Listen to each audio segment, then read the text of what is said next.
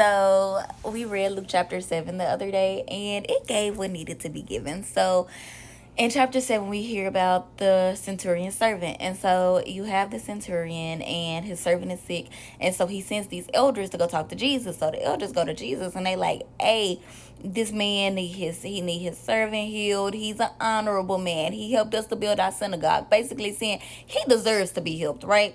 So they talking to Jesus. Jesus start making his way to the centurion's house.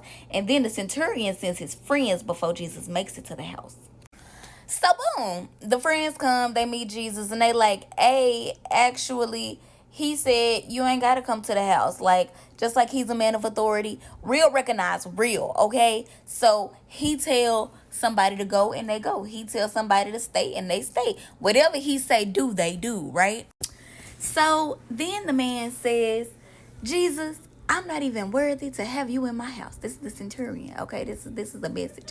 Jesus, I'm not even worthy to have you in my house.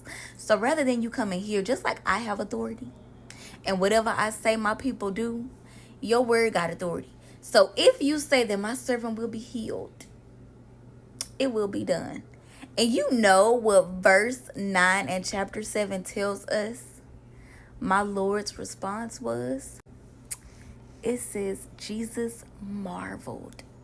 And the Lord said, I have not seen such faith as this, even in Israel.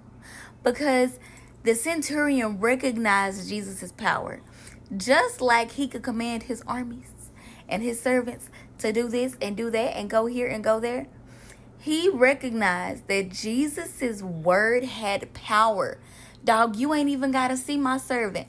I ain't even got to bring my servant to you.